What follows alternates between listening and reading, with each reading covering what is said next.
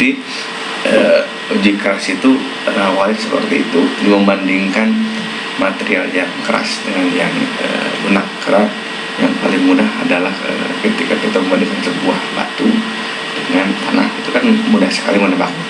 Tapi ketika itu dalam sebuah logam, dalam satu jenis logam, kemarin kita sudah bahas logam itu kan banyak sekali jenisnya.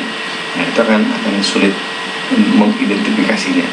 Nah, kualitatif dari beberapa bahan alam itu biasanya disebutkan dalam skala Mohs. Ya, ini belum ngomong ke logam ya. Ini masih ke ke seluruh benda yang ada di alam.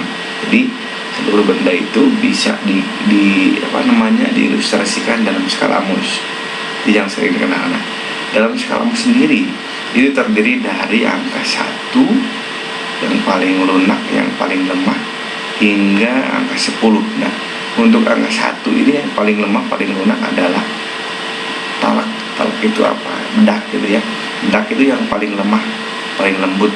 Dan yang paling keras, yang nomor 10 adalah diamond. Itu kalau kita bikin skala gitu ya. Ya, kenapa bedak ini yang paling lunak? Karena bisa bayangkan sendiri, sebuah bedak jangankan dengan kertas, jangankan dengan rambut gitu ya. Rambut aja yang satu helai dia bisa menggores bedak. Jangankan dengan rambut, dengan debu pun atau dengan anginnya pun dia akan terbawa gitu ya. Saking dia lemahnya, saking dia lunaknya. Gitu ya. Kalau yang nomor 10 adalah diamond. Diamond ini dia bisa menggores batu, menggores keramik dan sebagainya, gitu ya. Oke, kemudian ini kan secara kualitatif. Kalau kualitatif itu bisa dikatakan tidak berbentuk nominal. Kalau secara kuantitatif harus menggunakan teknik tertentu, gitu ya. Nah, biasanya itu diuji dengan cara memberikan gaya ke surface material, memberikan gaya ke permukaan material yang dites di bawah dengan kontrol ya, kita kontrol dari bebannya, kontrol dari aplikasinya gitu. Saat ini sudah ada yang namanya pengujian kekerasan secara kuantitatif gitu ya. Oke, kita lanjut. Nah, ini kemudian tadi kan dikatakan bahwa gaya dikenakan terhadap permukaannya.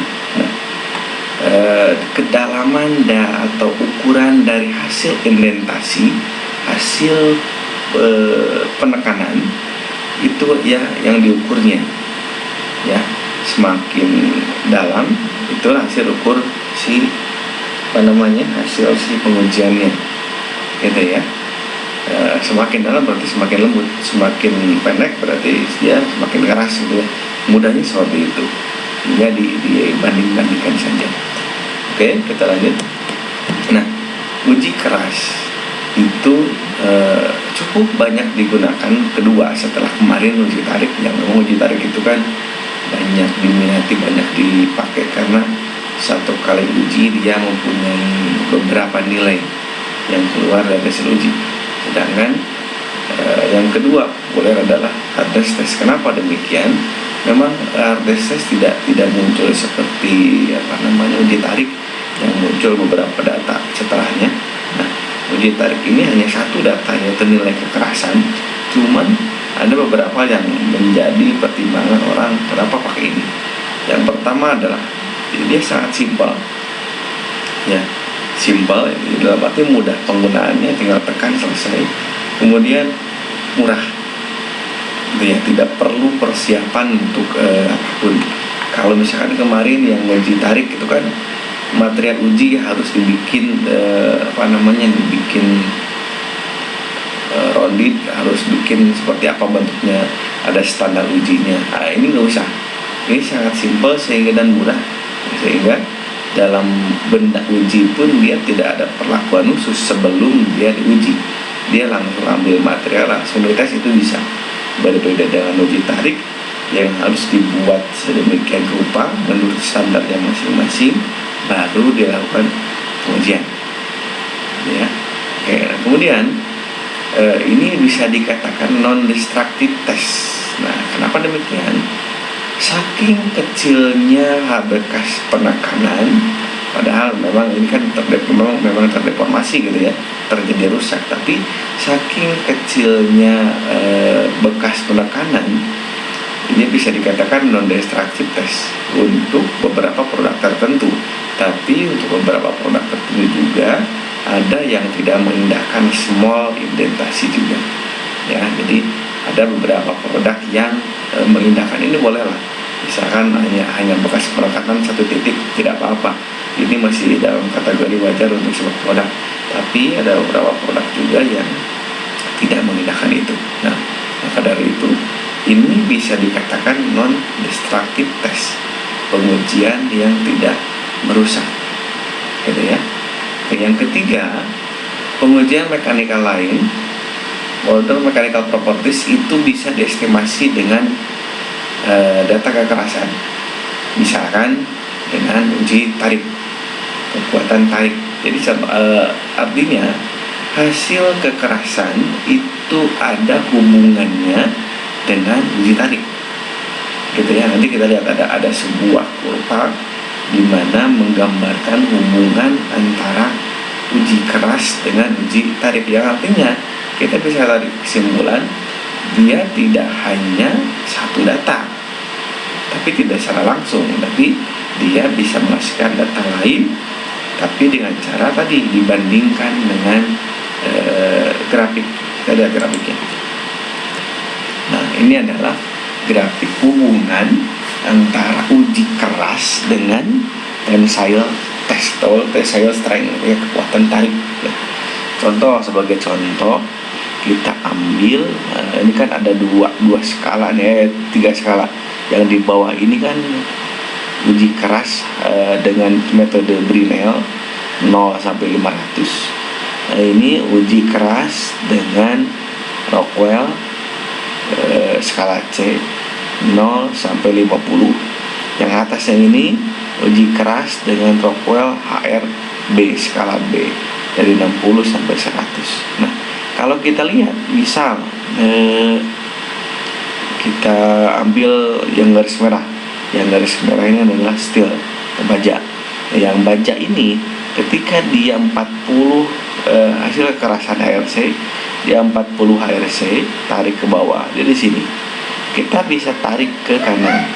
Berarti dia kira-kira 200 kali 10⁻³ PSI. 5 menit.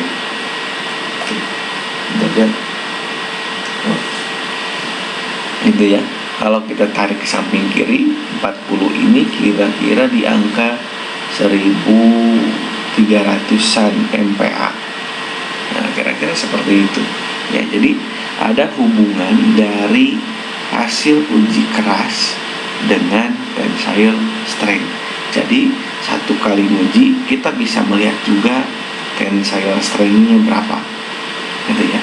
Kenapa? Karena ini kan ketika diuji secara hardness, dia sampai deformasi plastis. Artinya kalau di kurva uji tarik kemarin dia sudah lewat batas elastisitas dan melewati batas plastis gitu ya. Oke, kita lanjut. Nah, ini adalah jenis Rockwell hardness test. Nah, ini yang paling banyak orang pakai. Kenapa? Di samping kemudahan uji keras tadi, yang uji keras itu kan ada beberapa hal, nanti saya jelaskan di belakang. Nah, yang paling mudah dari uji keras itu adalah Rockwell. Kenapa? Karena metodenya mudah, lebih sebenarnya sama aja, tekan, cuman pengukuran hasil kekerasan itu lebih mudah. Jadi ukuran kekerasannya itu tidak perlu no special skill, itu dikatakan di buku. Nah, jadi artinya apa?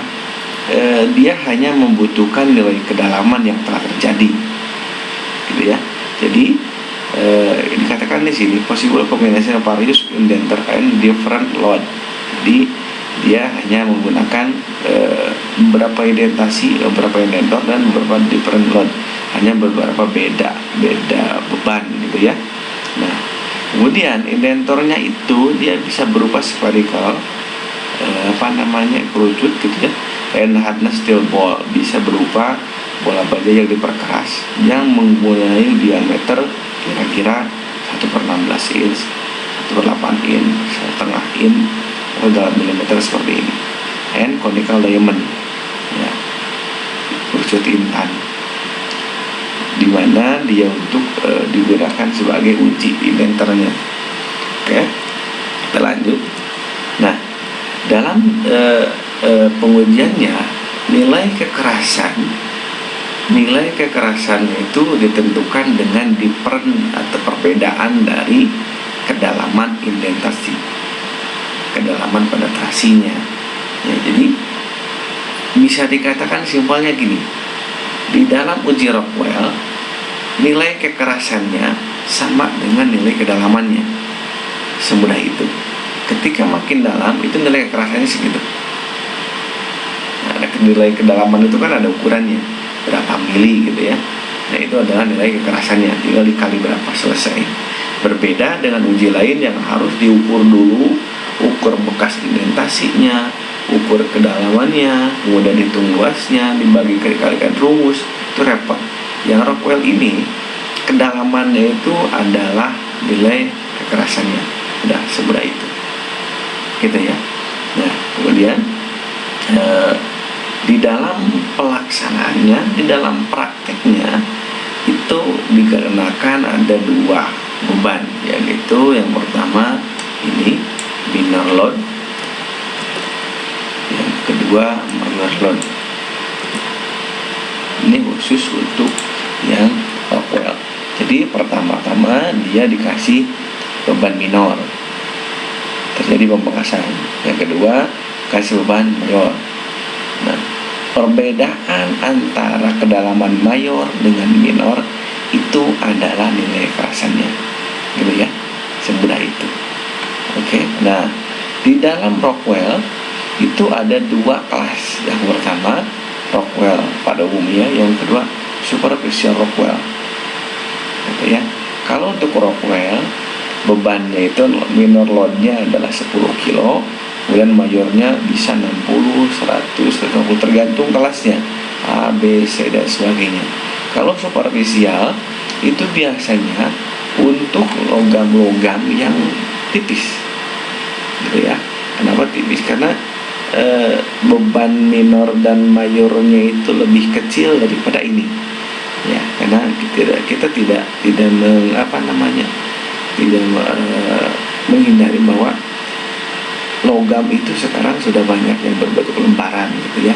Oleh karena itu di beberapa aplikasi lembaran itu dia dibutuhkan nilai kekerasan tersendiri. Nah, oleh karena itu pastilah di sini ada yang disebut dengan superficial Rockwell, gitu ya. Oke, kita lanjut, kita lihat ilustrasinya. Nah, ini kira-kira seperti ini. Ini pertama dikasih beban minor, tekan, hasilnya di garis pertama, kemudian diangkat, kemudian tambah beban mayor, bisa ini 60, bisa 100, bisa 150. Tekanlah dia ke material, otomatis dia akan lebih dalam daripada beban minor yang hanya 10 kilo. Nah, kemudian diangkat ini akan ada yang namanya sedikit bisa dikatakan spring back atau dia bisa kembali spring back itu pegas balik gitu ya. Jadi nilai baliknya itu dengan selisih beban minor, kedalaman minor, itu adalah nilai kekerasannya. Nanti setelah saya jelaskan sampai akhir, kita akan lihat video gimana orang-orang menggunakan uji keras Rockwell. Oke, next. Nah, ini yang khusus untuk superficial Rockwell. Beban minornya aja cuma 3 kilo ya. Kemudian majornya 15, 30 dan seterusnya ya. Nah, di sini akan ngomongin nanti kelas-kelasnya. Kita lihat langsung di bawah. Kelewat ya. Yang kita lihat kelasnya dulu. Nah, ini kelasnya nih. Nah, untuk yang tadi saya katakan bahwa beban minor itu kan tetap gitu ya, 10 kilo. Yang Rockwell itu tetap 1 kilo. Nah kalau yang si mayornya itu ini berbeda, bisa 60, 100, tergantung ini skalanya apa. Nah skalanya apa fungsinya? Skala ini diperuntukkan untuk logam-logam tertentu, gitu ya. Nanti bahasnya mungkin sambil praktek aja yang ini ya, supaya langsung kelihatan. Tapi kebanyakan orang pakai RC. Kenapa RC? Karena yang kelas C ini biasanya buat baja, gitu ya, baja yang tidak dilakukan nilai perkerasan, biasanya begitu. Nah itu kalau misalkan minor katakanlah 10 jelas, mayor loadnya adalah 60, artinya dia akan menjadi hardness Rockwell A, gitu ya. Kalau misalkan mayor loadnya 100 dengan indentornya adalah bola baja 1/16 diameter, itu akan menghasilkan hardness Rockwell B, HRB, gitu ya tulisannya. Oke. Nah jadi dikatakan ketika nilainya yang tadi misal nilainya 80 HRB, artinya dia mempunyai kekerasan Rockwell pada skala 80 di skala B, gitu ya. Nah, sedangkan kalau yang superficial biasanya ada tambahan 60 HR 30 W. Kenapa? Karena simbol kelasnya beda, gitu ya. Jadi kalau bisa dikatakan ketika dia nilainya 60 HR 30 W, dia dapat mengindikasikan bahwa superficial hardness itu adalah nilainya 60 pada skala 30 W, ini 30 W. Artinya dia menggunakan mayor 30 dengan bola baja sebagai indentor berukuran 1/8 in, gitu ya. Oke, nah kita balik lagi ke sini. Ini adalah beberapa jenis uji keras. Nah ini beberapa jenis uji keras. Jadi yang kita bahas tadi adalah Rockwell dan superficial Rockwell. Kemudian ada lagi yang disebut dengan Brinell. Bedanya apa? Bedanya itu dia menggunakan bola baja diameter 10 mm. Nah hasilnya ini ya, hasilnya kan dia berbentuk sebuah kalau sebuah bola dia menekan sebuah benda, dia akan membentuk sebuah tembereng. Nah temberengnya inilah yang harus Anda ukur nanti untuk mencari nilai kekerasannya begini. Nah ini hardness Brinell, ini hardness Brinell sama dengan 2P itu P nya bebannya berapa dibagi dengan Pi D besar itu yang ini ya, jika dalam kurung kemudian minus dan seterusnya. Jadi harus dihitung sampai seperti ini kalau untuk Rockwell Brinell. Kalau Picker itu menggunakan piramida intan, bentuknya seperti ini. Piramida kan begitu tuh, piramida terbalik. Ketika ditekan dia akan begini hasilnya. Nah inilah yang harus kita ukur. D1 ini harus kita ukur berapa nilainya. Itu hardness speakers akan sama dengan 1,854 P nya yang ini bebannya berapa dibagi D1 kuadrat, gitu ya. Harus seperti ini diukur dulu nih. Nah yang sulit sebenarnya bukan di sini. Ini gampang itu mereka kalau selesai. Yang sulit adalah ini. Anda harus ukur D-nya, D kecil. Anda harus ukur D besar. Anda harus ukur D1. Ini ukurnya tidak sembarangan. Kenapa? Tidak sebesar ini hasil penekanannya. Dikatakan tadi di awal, bekas penekanan itu mungkin hanya sebesar titik, gitu ya. Setitik itu gimana ngukurnya? Pakai atom besar, pakai atom besar dulu, baru diukur. Itu ngukurnya pun repot. Jadi yang repot itu bukan hitung ininya sebenarnya, tapi mengukur hasilnya, gitu ya, mengukur hasil bekas penekanan. Kemudian selain dari Pickers ada juga jenisnya Knup. Kalau Knup ini dia berbeda indenter ya, penekanannya lebih memanjang. Nah ini lebih sulit lagi. Kenapa? Harus diukur berapa B-nya. B itu jarak ini, L itu jarak ini. Ini harus diukur. Itu yang kenapa orang-orang jarang menggunakan 3 jenis pengujian ini, karena di akhir dia harus ukur berapa hasil penekanannya. Itu yang repot, gitu ya. Nah, kemudian itu adalah jenis-jenis dari uji keras gitu ya. Oke, kita lanjut. Nah, ini bekas penekaran kalau dia menggunakan bola baja. Kan begini hasilnya, dia berbentuk bukan setengah lingkaran. Kalau setengah lingkaran kan sama tengah-tengah. Ini hanya segini, ini bentuknya tembereng. Jadi luas inilah yang harus diukur. Ya, tembereng tadi yang harus diukurnya. Oke, kita lanjut. Ini udah. Next saja. Nah, ini Brinell. Yang Brinell ini menggunakan bola baja tadi yang dikeraskan aluminium steel. Ini yang berupa bola baja berukuran 10 mm. Kemudian standar bebannya itu biasanya 500 sampai 30 kilo, 3000 kilo gitu ya. Kemudian itu kedop dan piker, kenapa disatukan? Karena dia menggunakan sama-sama piramida inline juga, cuman berbeda. Kalau yang piker ini kan sisinya sama segitu ukurannya. Kalau kedop ini lebih ada memanjang salah satu sisinya gitu ya. Oke, sama aja prinsipnya dengan Brinell, ditekan gitu ya, kemudian diukur hasil penekanannya seperti itu. Oke, kita lanjut. Hardness conversion. Nah, yang ini ketika kita mempunyai nilai kekerasan dalam satu pengujian, salah satu tadi, kita bisa mengkonversi ke nilai uji lain. Sebagai contoh, kita lihat tabel berikut, skala berikut. Nah, ini kita perbesar dulu. Nah, ini Anda lihat yang ke sebelah kiri ini Knoop, yang kedua ini Brinell, di Rockwell B, Rockwell C. Ini yang paling kanan adalah skala Mohs. Yang tadi dikatakan di awal nilainya 1 sampai 10. Ini nilai skala aja ya, bukan angka kekerasan. Kenapa? Karena skala Mohs ini kan bersifatnya kualitatif bukan kuantitatif gitu ya. Jadi tidak bernilai kekerasan, tapi hanya skala kekerasan saja. Nah, kalau kita lihat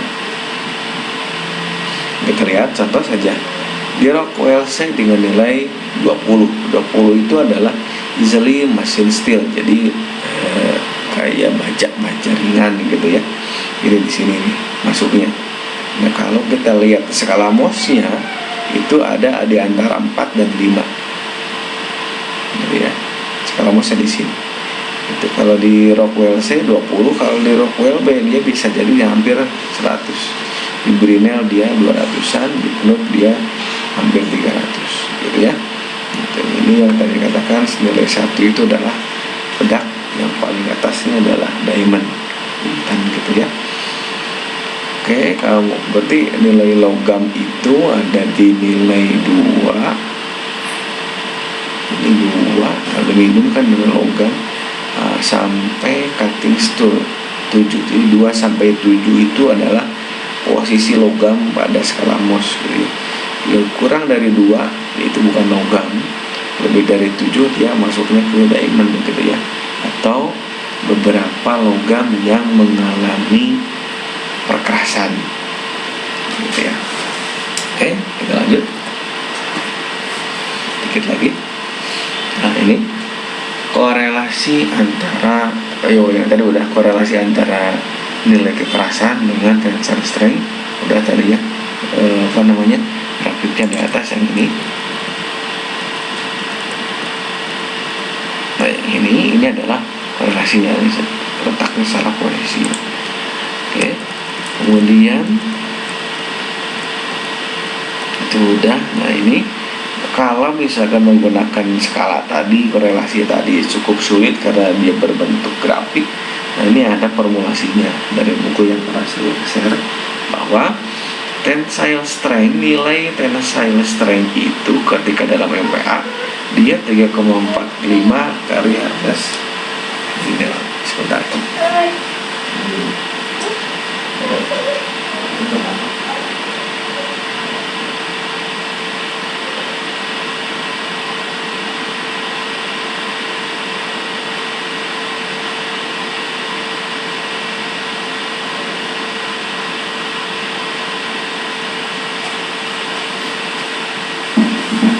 Oke, kita lanjut.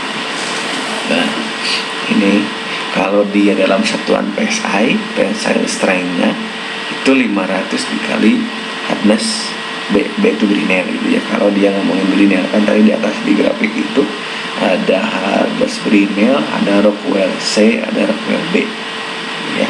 Oke, lanjut slide terakhir. Nah, ini yang pernah kemarin minggu lalu saya katakan, ini adalah jenis alat ukur, alat uji keras yang sederhana. Jadi yang merah ini adalah bola baja, ini tertentu materialnya, kemudian ini diletakkan di atas di dalam sebuah penyangga yang bisa digeser. Yang warna hijau ini adalah yang diukurnya, yang diujinya. Kemudian secara mudah ini harus mengandalkan percepatan gravitasi, jadi harus tegak lurus. Ini dilepas, tarik, dia akan turun, dia akan memantul. Nah, pantulannya ini di samping ini kan ada sebuah tabung. Di sampingnya ini ada nilai skalanya. Nah, skala inilah nilai kekerasannya. Semudah itu. Ini jenis oscilloscope gitu ya. Oke, sebelum kita akhiri, kita lihat dulu video sebenarnya. Rockwell, kita lihat Rockwell.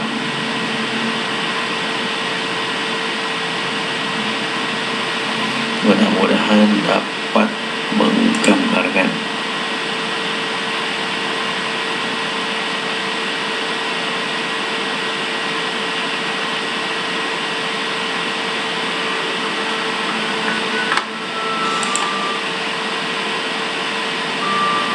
The Rockwell hardness test, scale C.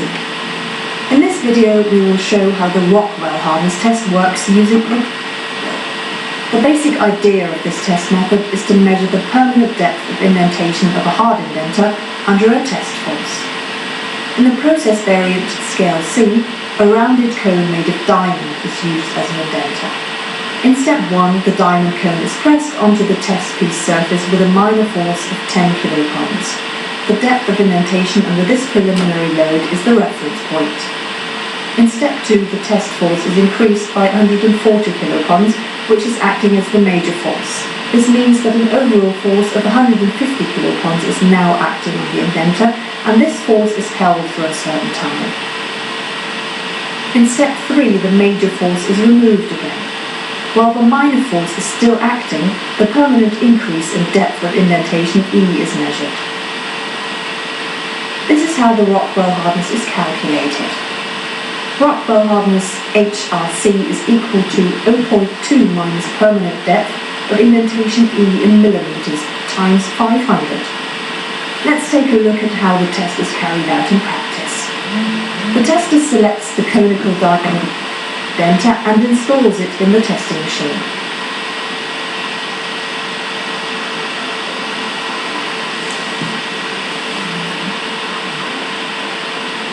Then he picks up the gear wheel and puts it on the support table. After rotating the microscope lens to its vertical position, he can adjust his test piece. As soon as a focused image can be seen on the screen, the surface of the test piece is in the correct height. The test can start. In modern testing machines, the Rockwell hardness test is fully automated. That's why the Rockwell hardness test is used so often in automated production lines. That's it.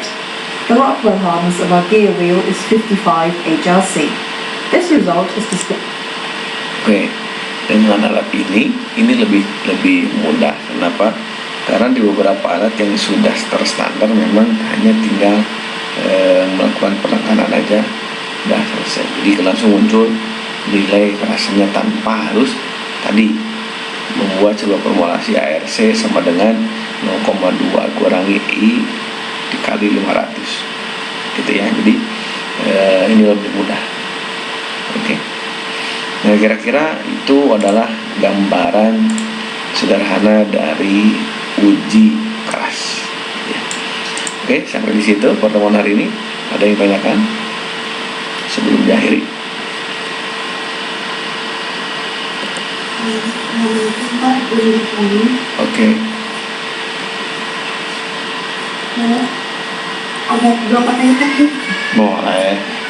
Jadi itu ada gangguan punya anak. Aku bertanya kalau dia dan kesenangan menggunakan mobil Rockwell dan Greenhouse. Apakah tadi udah kedengar semua aslinya bukan? Ya, oke. Udah itu aja. Oke. Kekurangan kelebihan. Kita buka di sini ya. Nah ini.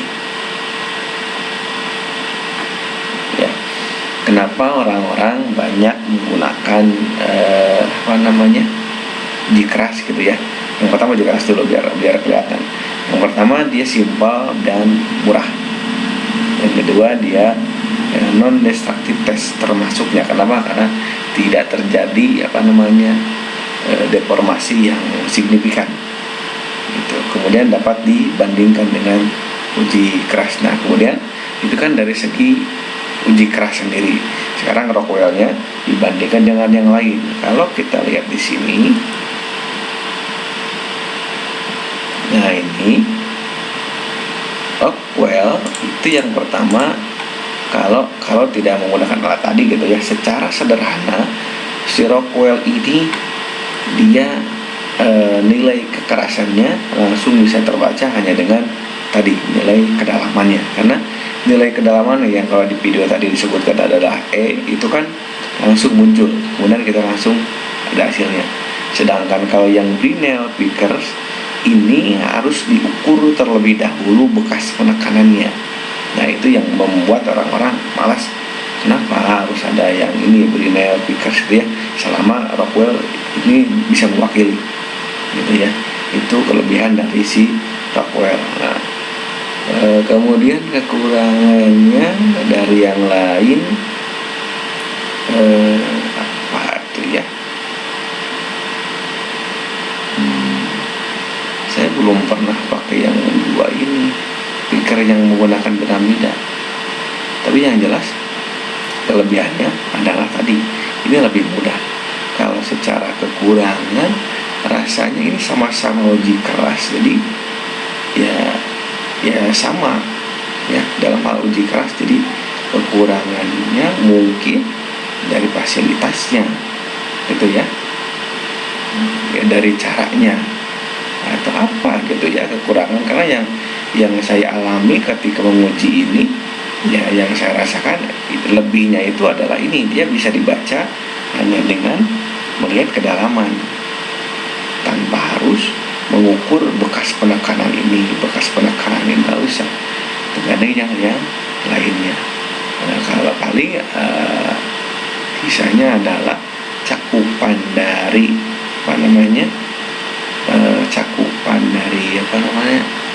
material yang dapat diujinya itu.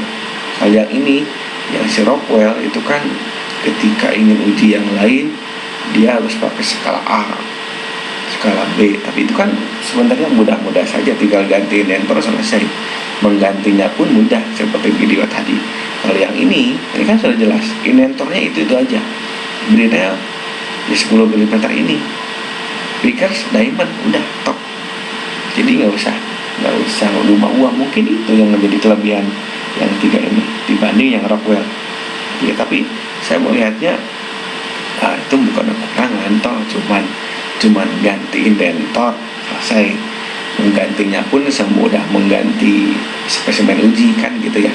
Jadi mudah-mudah saja. Tapi yang dilihat secara dari pengujiannya adalah kalau Rockwell itu ganti material, ganti indentor. Kalau ini ganti material, ya udah itu aja gitu ya. Paling nanti bedanya adalah besar kecil area ini, area penekanan. Itu kira-kira asli.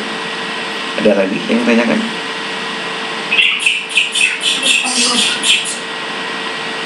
Oke, yang lain?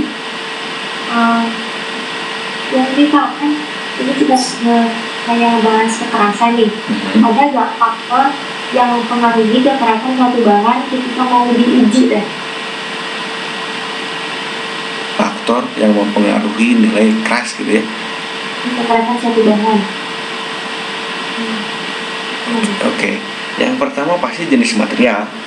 Jenis material itu kan gak usah ngomongin apa namanya ke struktur mikro lah. Kita lihat saja. Anda mungkin pernah pegang material aluminium, material baja, itu kan sama-sama logam. Anda pasti bisa menebak mana yang lebih keras. Otomatis baja kan, karena dari apa namanya kasat mata kelihatan, kemudian dari perlakuan kelihatan. Kalau dari hal yang mempengaruhi, ya tadi, kalau ingin lebih jauh kita harus belajar gimana paduan dari materialnya. Ada beberapa unsur yang memang dia bisa memperkuat sebuah material. Sebagai contoh adalah CRMO, molybdenum, itu kan bisa memperkuat dari material kalau secara paduan.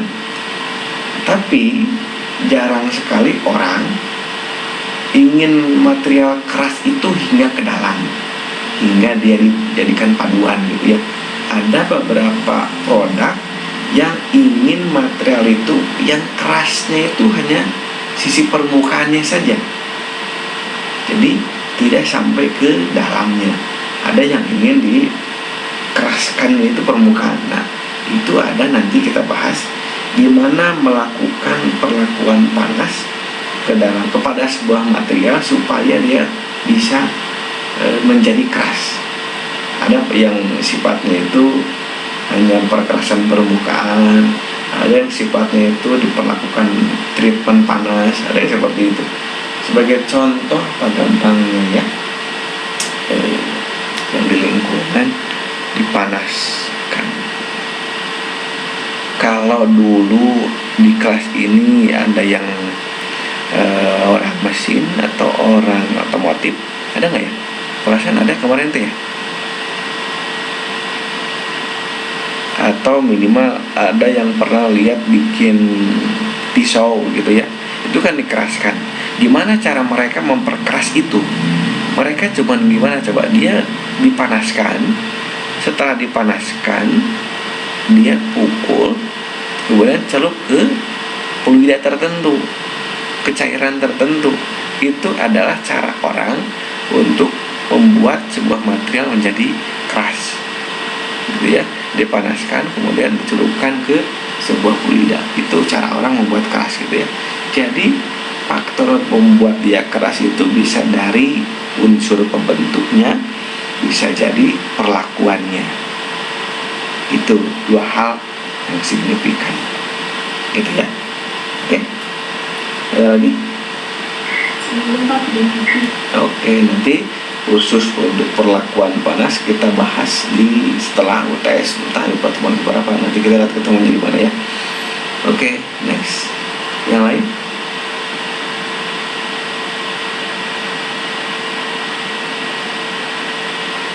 Gimana Pak?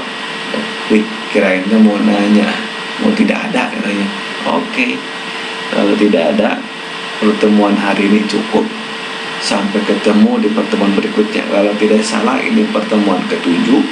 Menurut aturan 7 itu adalah pertemuan akhir sebelum UTS. Jadi setelah ini kita akan bertemu di UTS. Ketemu pembelajaran lagi setelah UTS di setelah lebaran berarti, karena ujian itu tanggal 25. Kemungkinan dilaksanakan daring, tapi belum ada kepastian. Jadi kita tunggu saja apakah daring atau luring pelaksanaan ujian itu. Nah, untuk materi ada, karena kebetulan penyampaian materi adalah sampai ini, jadi nanti untuk UTS sampai ini ya, sampai nilai kekerasan. Oke, dan satu hal, sampai pertemuan ini saya belum ngasih tugas gitu ya. Jadi minggu depan, hari Rabu depan, untuk mengisi pertemuan yang harusnya ada, karena sudah 7 jadi tidak bisa masuk aku. Jadi untuk minggu depan akan saya kasih khusus tugas. Oke, sebelum mengakhiri, ada pertanyaan lagi? Bapak untuk materi Ini penelitian di rumahku Materi yang ini dan kemarin ya, belum ya? sama yang ini. Yang ini ya, oke. Nanti saya share di kolom komentar dengan aku ya. Bisa. Oke, kalau bukunya sudah saya share tapi berbentuk link, jadi kalau yang mau buku silakan download saja. Oke, kalau tidak ada lagi yang ditanyakan, pertemuan hari ini cukup. Sampai ketemu di pertemuan berikutnya di UTS ya. Oke, terima kasih. Assalamualaikum.